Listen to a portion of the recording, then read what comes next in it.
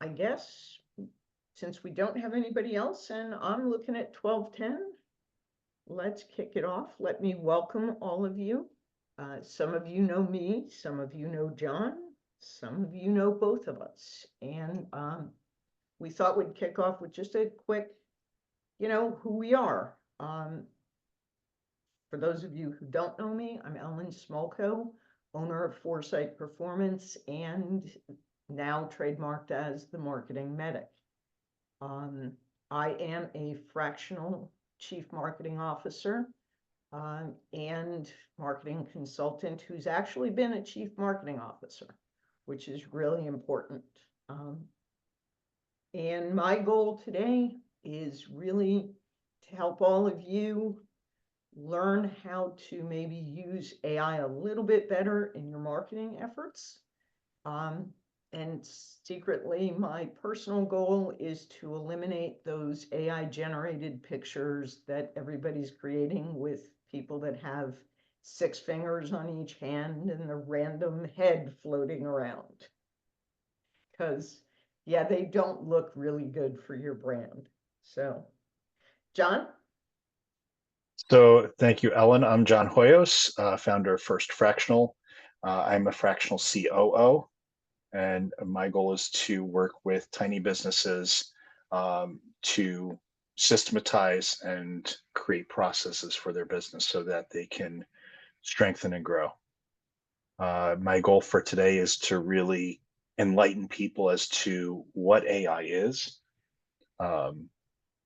really, how it helps. I'm kind of digging into the agenda here, Ellen, um, and and give you the opportunity to imagine what it could do for your business. Yep. And for those of you, hopefully you're all familiar with revenue ops or revenue operations. That covers the broad span of everything from your marketing through your sales and delivery. So that's really what we're going to be looking towards. Hopefully, we're going to help you to understand what AI is in a way that makes you not afraid of it. So it deserves respect. It doesn't deserve fear. Okay. And let's see. Oh, here we go. So John, why don't you kick us off, because the other day you had a perfect analogy for AI. Yeah, and I think that analogy, like just really tackling what is AI. So imagine a local electrician that is running around just trying to keep up with the demand for their work. You've got people calling your cell phone. Your voicemail says text me. Like it's not a really fluid customer experience. You end up missing jobs and missing calls because people aren't willing to wait, and there's no way for you to create a better system because it involves software that you're really not interested in using, or it involves hiring people, which you really don't want to afford to do because that takes away from your own profits.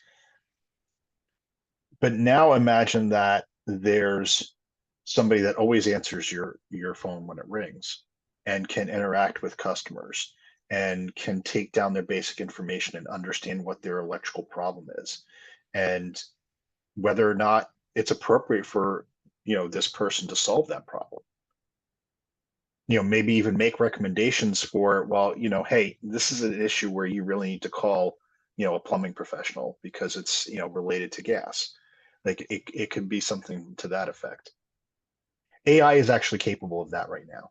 There are products on the market that offer tradespeople an answering service where it sounds like you're talking to a human and you can interact with it, you can ask it questions, and its scope is limited. If you've ever seen iRobot, where it has the little doohickey that Will Smith, that breadcrumb that with I forget the actor's name, but he comes up as a hologram, and he says, "My responses are limited.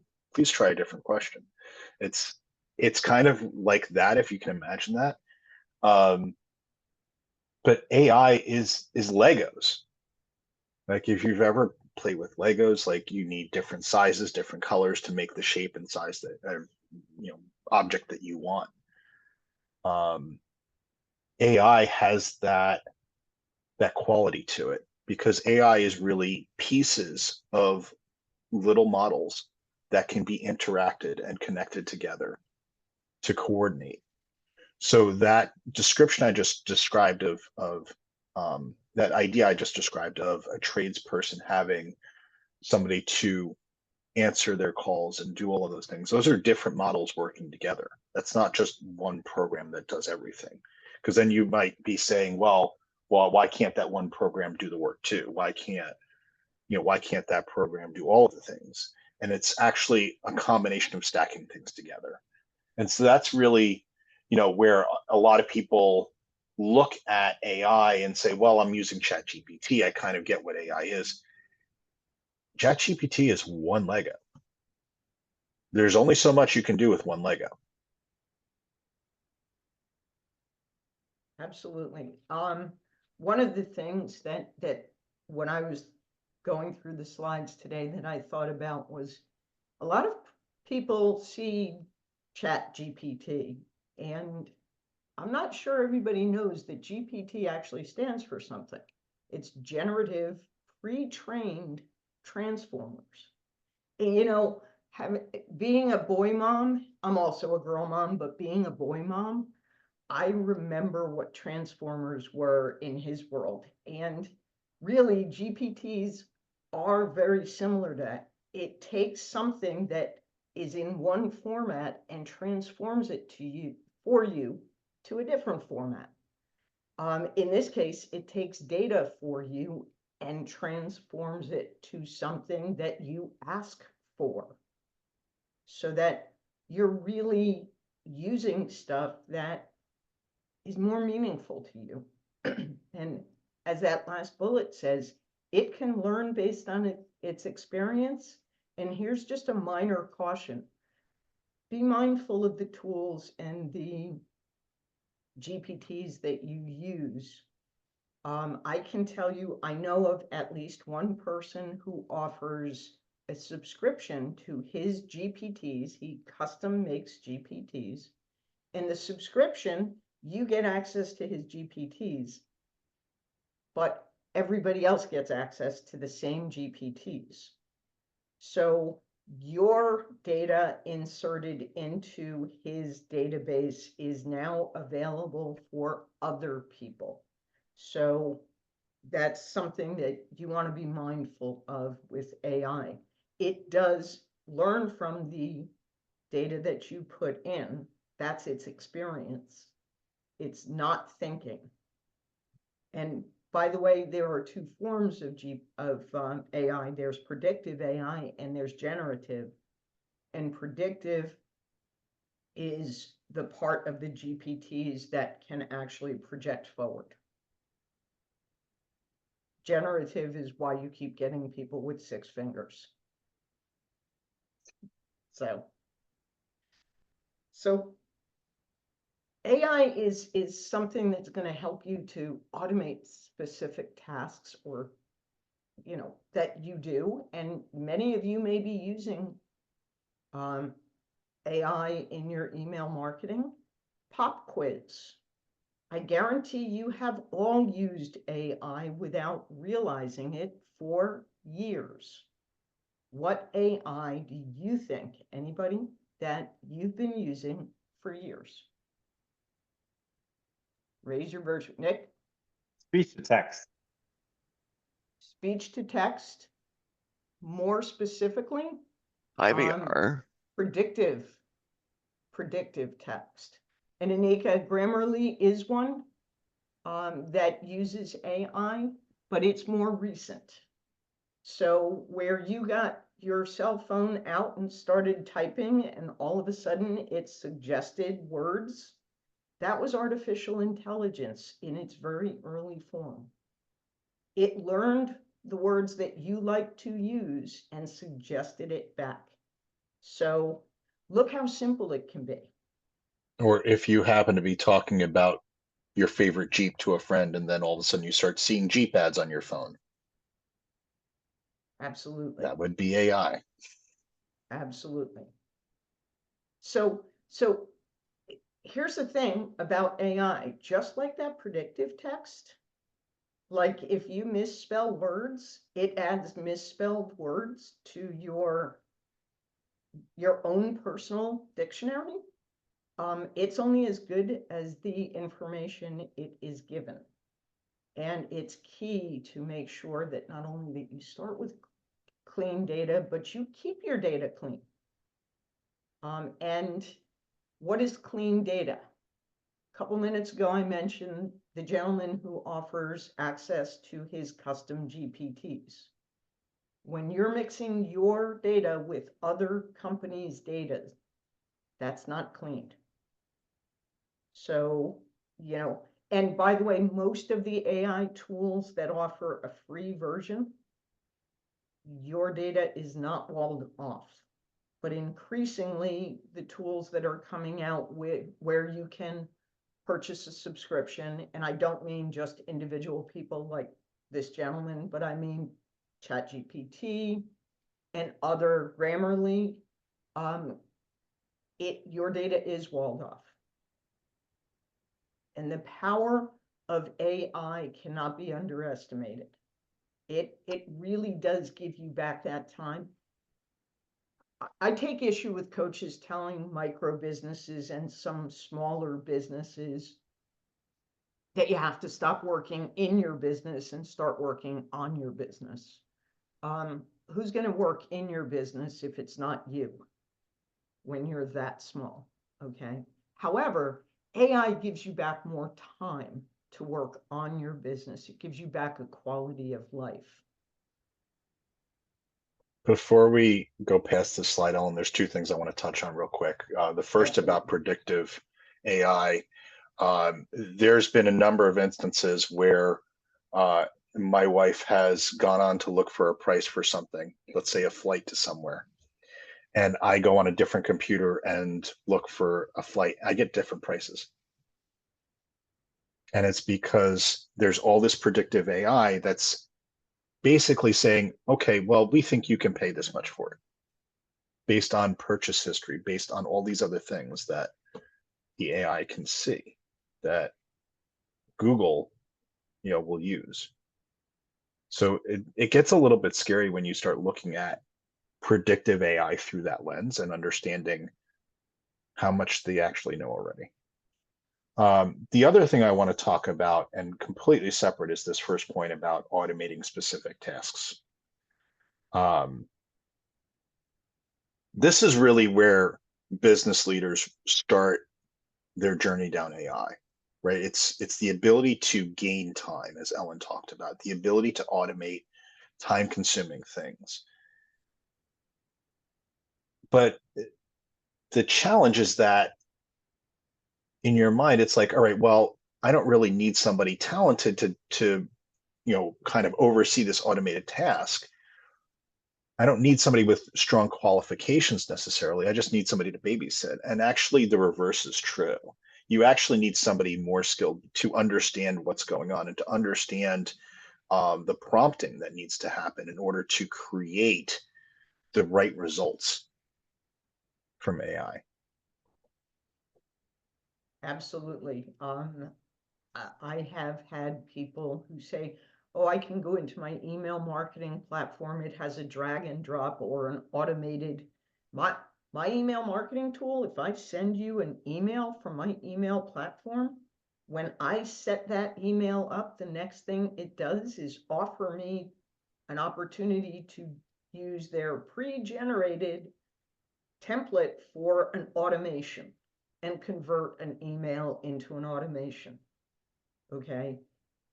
But then I have to know how to work with it because there's not much in that automation that's going to be helpful and it's going to actually do the reverse. Instead of encourage engagement, it's going to encourage disengagement.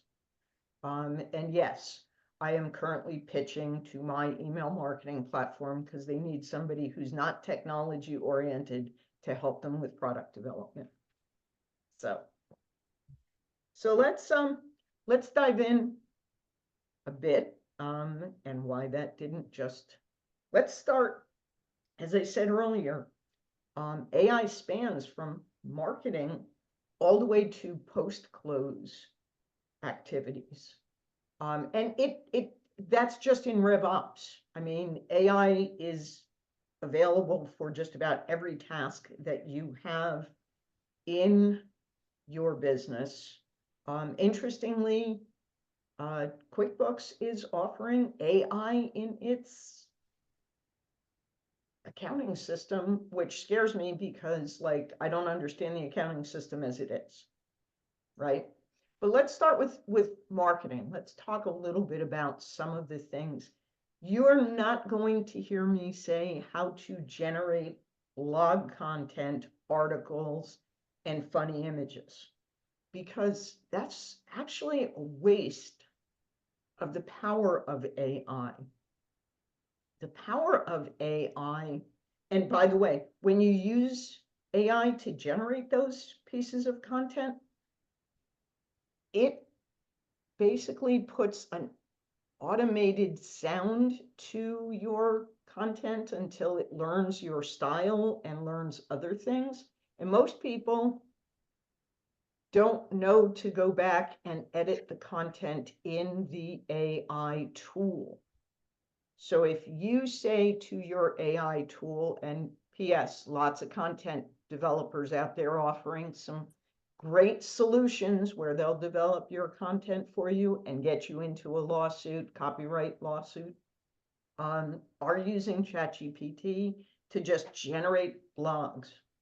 But then they take that content and they copy it and paste it into a word processing like document like Word or Pages. Okay. Sometimes they'll even copy it into Grammarly. If you don't go back and edit it in the original tool doesn't learn your voice. Right. Okay. It's not like it's some magical mystery tour. There's no connections. Once you take the content out of the AI tool, it no longer has the ability to learn unless it's connected to the tool that you move it to. Okay. But one of the more interesting things that you can now do on like your email marketing platforms, and pretty soon you'll be able to, in a little bit more sophisticated website, create content by snippet. So maybe by paragraphs or by other, maybe a few key sentences that you really want to use to catch the attention of someone. So you can literally take these snippets of content and tailor them for your audience. So if you're talking to a doctor, a lawyer, and a painting contractor, they can each get the same body email with different content that's going to be of interest to them. So here's where you can start saving time. But to John's point, in order to set that up, you need much higher level of sophistication. It takes longer. It takes someone who knows what they're doing.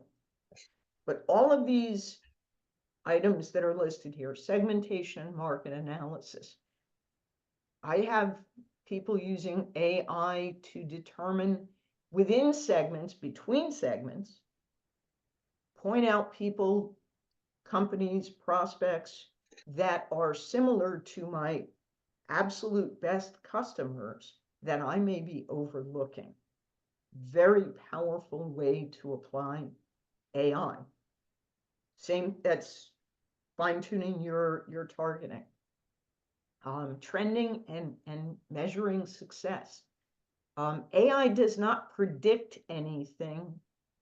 AI will trend things. The difference is Trending is a statistical analysis basis. So it is statistically possible to say, based on what's happened in the past, this will happen in the future.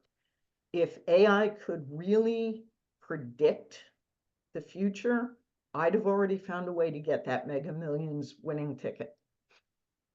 So, but again, lots of power to the marketing piece that you may or may not have considered. Always worth talking to somebody about what your plans are, what it's going to look like, and by the way, what are the cost benefit payoffs and trade-offs? John, you're the sales guy here. Yeah, and one of the things that I want to point out, it's going to be very consistent through all three slides, is this point number 4 about client communication. The reason I brought up that initial story about the electrician that has this AI receptionist now that can take in their calls, that ability, communication is critical. And so that spans through all parts of RevOps, whether it's trying to communicate with and finding the right words to draw a lead in, whether it's using the right language to close a sale, whether it's finding different ways to communicate with existing clients to, really hone in your message around supporting their business and their needs. Communication is king.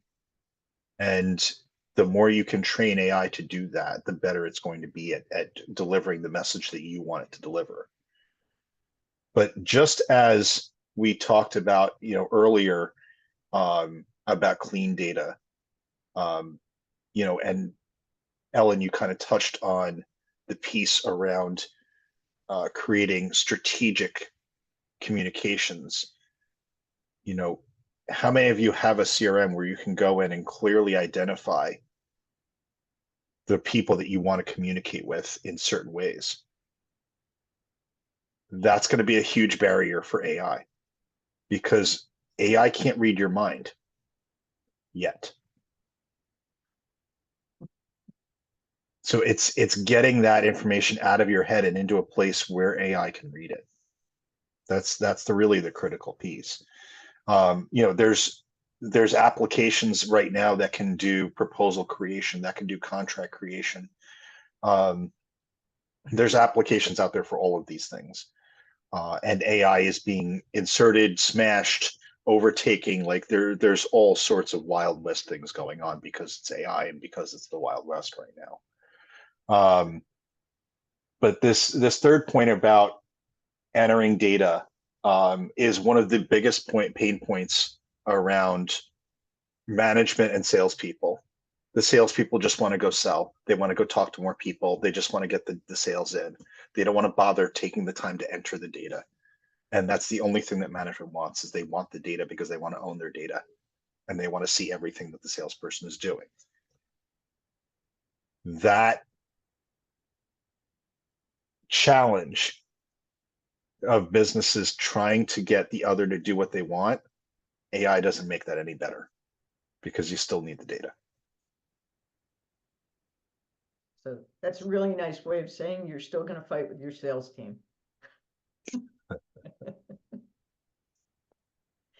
And yes, the final area that we want to talk about here is delivery. Yeah. This past week, I had several AI-enabled delivery experiences for things I personally had purchased. One of them was fabulous. I was able to not only understand when my delivery would happen, I was able to understand the delivery window, but not just the delivery window. There was, once my delivery was in process, I was able to click a link and see how far away my delivery was. And it was not delivered by UPS or FedEx, or it was a private logistics company. So it's out there, and I mean, we've all seen Amazon predicting that your delivery is next. I literally was able to see physically where the truck was with my item. That was great. That was a great example of the delivery piece.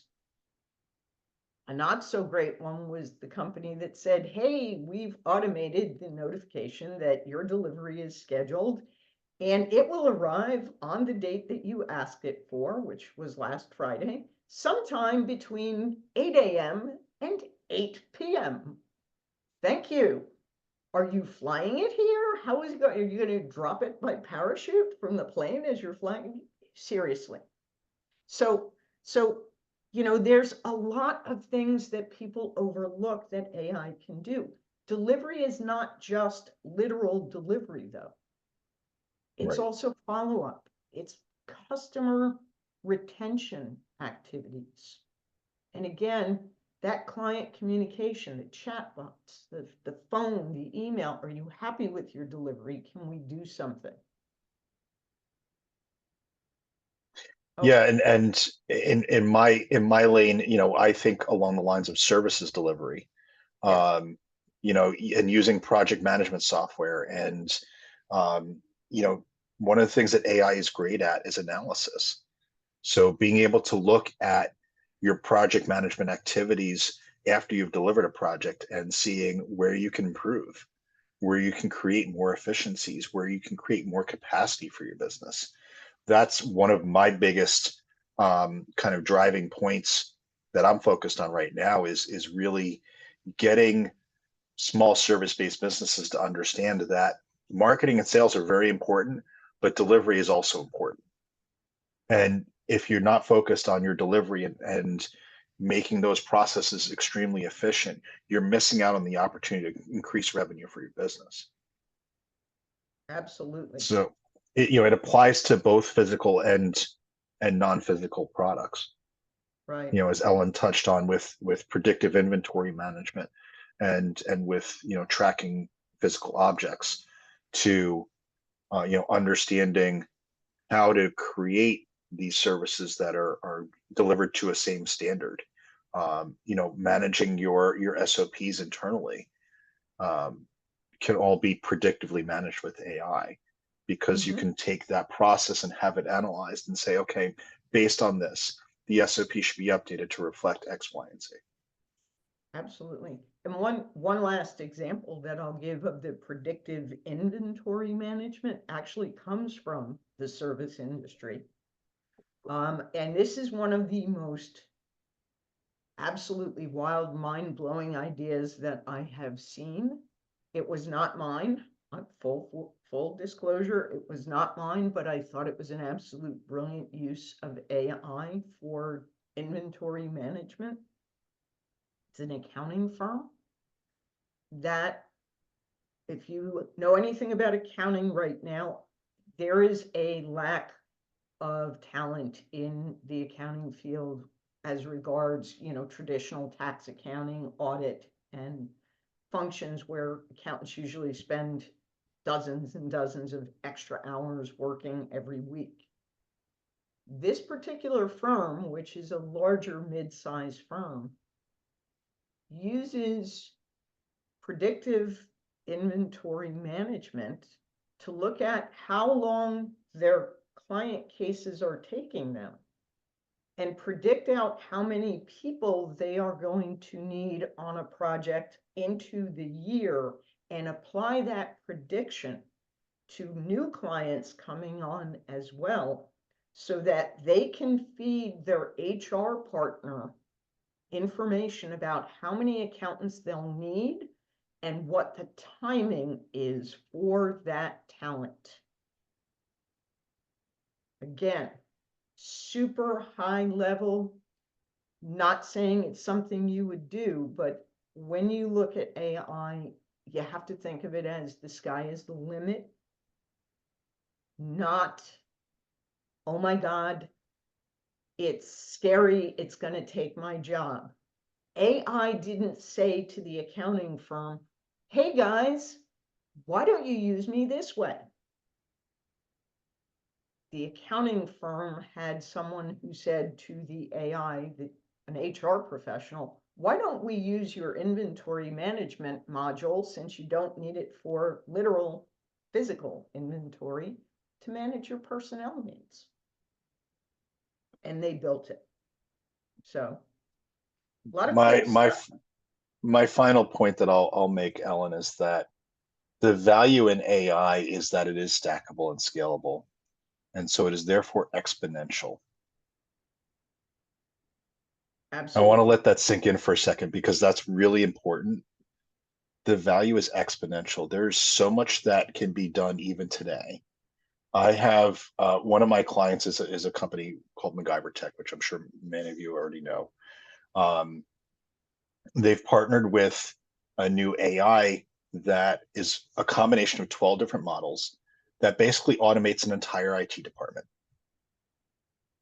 One of the biggest time sucks for IT level one professionals is onboarding and offboarding of personnel for clients. This automates all of that. And it can communicate with HR, it can communicate with clients. And there There's are people, and it is, as John said, it is exponential. And the good news is that I'm sure you've all experienced it with one tool or another, where you're using it and you say, God, I wish this could do whatever it is that you, pretty soon, you're going to have access to AI that you'll be able to, or you'll be able to create your own AI apps that do right. what you need them to do. So that brings us to questions.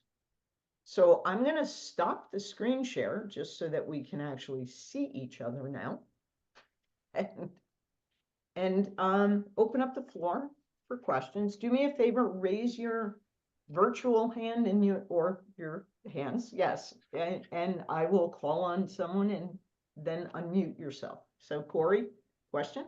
Hey, so this is something that I hear in the business community a lot. There's so much different AI, little tools, software, applications, all kinds of shit blown up on LinkedIn on more useless AI, cases.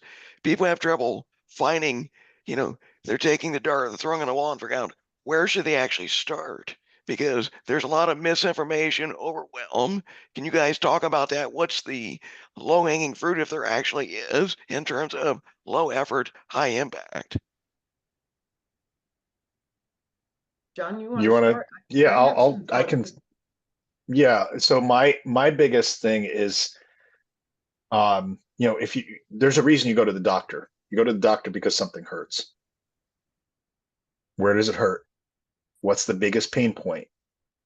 Start there, because in going through the process of incorporating AI to solve that problem, you'll discover things about, okay, this is how I can incorporate this. All right, well, this makes sense to apply this to over here as well, right? And I think part of the challenge in separating the wheat from the chaff is that AI needs to be unique to what you need, right? And so it's not that you're going to find this, magic balloon that you're going to be able to drop into your business and it solves everything. It's just like playing with Legos. You have to start one brick at a time. right. Absolutely. And the first brick that you have to start with is the one that answers the question, what's your goal here?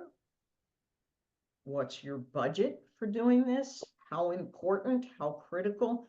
Again, I see dozens and dozens of people that, they're either clients or they're in close companies that are buying Mid-Journey subscriptions and creating pictures. And no joke, the other day I got an email that I just couldn't resist. There were two individuals in the picture that had been clearly generated with AI. They didn't have six fingers, but there was an extra hand. Both of the individuals' hands were visible in front of them. There was a fifth hand on one of the people's shoulders. So, you know, Mid-Journey, paying for Mid-Journey hasn't gotten rid of that issue. But again, I mean, if you need content, you need creative content, that's great. Mid-Journey, Canva has AI built into it. There are certain things that built-in AI and creative generation is good for. So, you know, you're not a layout expert and you want to lay out a graphic, an infographic, and you don't want to have to pay a graphic designer. Well, that's a good use of AI, but not just to pick a layout. Ask the layout to, or ask the tool to give you a layout that achieves a goal. So you always, whatever you're doing with AI, you have to start with the goal in mind, you know? And then, honestly, I've seen people who are buying the ChatGPT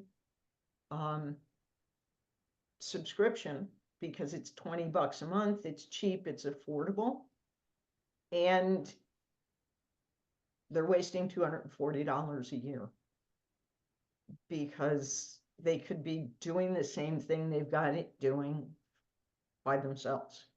It might give them a few minutes, but most of them are, you know, what they're doing is they're generating content. And when the content comes out, they're like, but I'm fixing it. And a lot of people astutely, remember I said earlier, if you don't correct it in the tool doesn't learn from your corrections, right? Well, that cuts both ways. If the tool is not walled off, if your data is not secure, then you take the data out of the tool and fine tune it elsewhere so that nobody else learns from you, okay? But still, they have to fix it. So it's not really saving them a ton of time. What are you saving?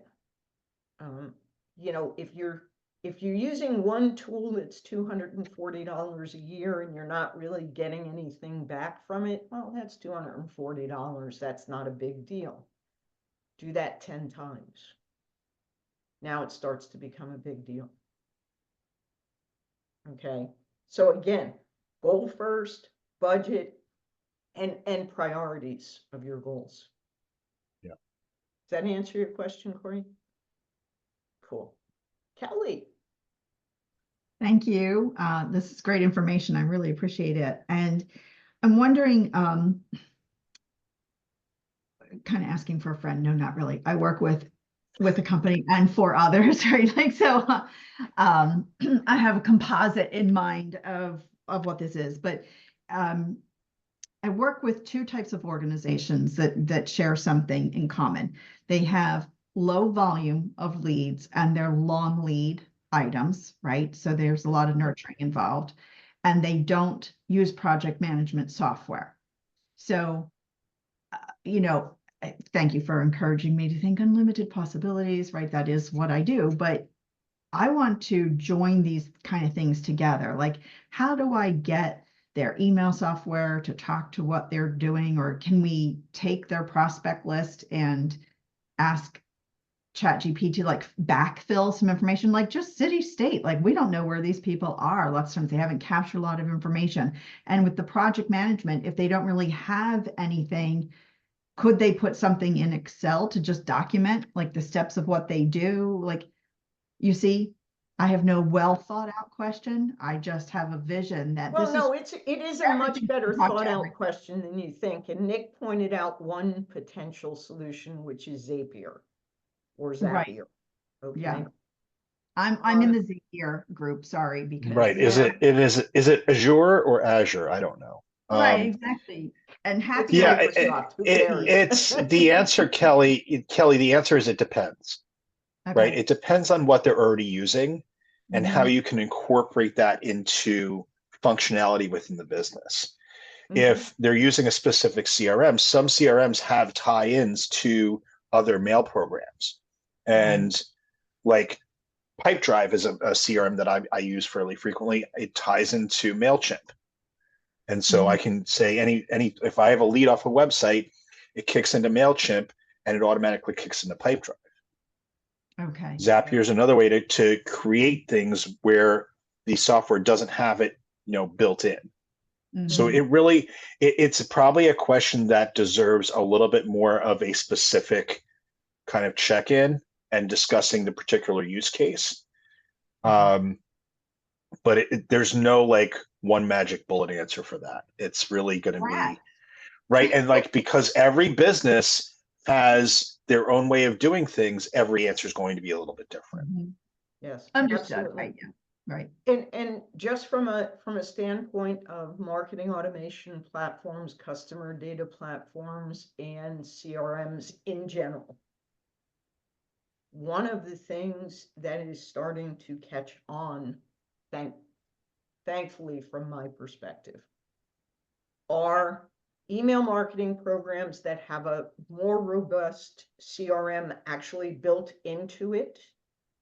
And everything that happens comes from a single unified database. Okay. The trick to integrating a CRM and an email marketing platform separately gets handled by Zapier. But guess what? You have to tell Zapier which fields you want to take over between the two tools. Okay. Right. Now imagine if you could just, instead of saying, okay, so I want to look in my CRM and I want to find all of my customers who have a lead score of 60 or higher. Okay. And I want to look in my email database and see how many of those customers with a lead score of 60 or higher have opened greater than 75% of the emails I've sent them. Now they're engaged and they are leaning towards a sale. They're giving off sales signals, right? So you're starting to get a little more sophisticated. That's great. Zapier, you can take it and you can combine them and send out that email. Okay. Now imagine if you didn't need that interface and you could say, hey, how many people who fit this criteria also fit this criteria? And by the way, how many people who are at 80%, 90% lead score, 20% lead score, but open 100% of my emails? Okay. Now it's not a question of generating more leads. It becomes a question of generating quality leads. And then you can even take that a step further, Ellen, and say, okay, based on these results, create a strategy for reaching out to each of these types of customers, and let's review that together. Yep. Right. Because you never take anything that AI gives you at face value. You have to review it. Right. I'm not going to read Nick's answer here. Nick typed in a wonderful piece of information in the chat, starting with the CEOs of the companies not knowing how to pronounce it themselves. So, but yes, I mean, all valid points. Great You know, question. what's the level of your team and their tech understanding? What's, you know, there are people who are beginning to specialize in just AI. Right. Okay. And I shouldn't say beginning. One of the things, for those of you who know me, you know that I have two kids. My son is a biomedical engineer who does pharmaceutical research. Okay. When AI first came out, when ChatGPT, I was one of the early adopters on the beta platform, and I was having a conversation with him, and he loves to deflate my ego just as a precursor. So I said to him, hey, isn't this AI thing great? Isn't it a great tool? I'm so excited. He's like, yeah. And I said, why are you not excited? He goes, Mom, I'm one of 14 people in the continental United States that has been writing AI programs to validate and predict outcomes of clinical trials. And I've been doing that for 10 years now. Right. Did you want to maybe figure out what your son does for a living? I'm like, oh, sorry. So when I say it's starting, it's been there, but we have more and more people starting to hop into the world of GPTs and generating GPTs. Kelly, small hint, Mhm. talk to your husband. Yeah. Yeah, I could do that too. Kelly's husband is a database engineer who is actually working with someone who is putting together one of these unified database AI-enabled marketing tools, which hopefully will hit the market Yep. soon. Yeah, no, that would I be mean, fabulous. it's not imminent, but sooner than later. But Yeah. yeah, so the goal, again, going back to the original point, is you really have to know, and to Nick's point, you have to have, what do you have? Where is your data? Where are you pulling it from? How many different sources are you pulling it from? Mhm. You need, who on my team can do it? One of the last things you want to do, okay? Everybody knows HubSpot. HubSpot's been around for how long, right? It used to be, it was the cure for Infusionsoft in its early days, and Infusionsoft is now called Keep. So those are the two granddaddies, right? I have worked with more people who use HubSpot that have no ability beyond setting up templates. They don't know how to sync the two databases, the CRM and the marketing side. They don't know how to pull reports out. As a matter of fact, HubSpot prevents you from even coding your own reports. You can't pull out certain pieces of data. That's how they generate additional revenue. So, if your tool is way up here over the heads of your people, please don't expect your people to do it. And by the way, you don't need the big tool to get the big result. Right. Especially not in the smaller company range. I mean, none of you guys are trying to take in hundreds of clients each and every month yet. Some of you may want to get there, but you're not there yet. Why would you use a tool that's designed to convert hundreds of clients a month? It's overkill. Other questions? These are great questions. We are coming close to time, so I want to be respectful of other people's time. Okay. Yeah, maybe one more question. Anyone? No? Or no more questions. Or no more? So, I think I speak for John and myself. We hope that this was a worthwhile spend of an hour. I hope we were able to give you a broader vision of AI and some hope for it, not fear. It's not going to take your job away, I promise. Statistically, we have actually already seen that AI has raised the level of sophistication of the employee, and it has actually raised salaries because of that. So AI is a good thing. Don't fear it. AI is not going to take away people's jobs. It's going to radically change people's jobs. Yes. That's the reality of it. And that's also part of the fears, because people don't like change. Mhm. On that note, Thank you. wait, we have Anika. Nick said that was awesome, great.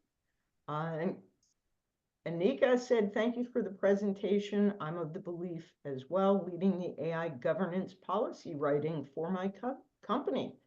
Yay. Good luck to you, Anika. Yes. Yay. Congrats, man. And congrats to your company for writing that policy and being ahead of it.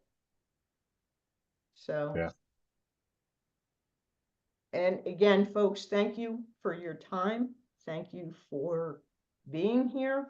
We will put out the recording as soon as we get it processed. You know, Zoom has to process it first, and then it has to go up to the platform, and the platform has to agree that we didn't infringe on anyone's copyright. So Thank you both. This was valuable. great, great. Thanks, Have a everybody. great Appreciate your afternoon. time. I'm gonna stop the recording and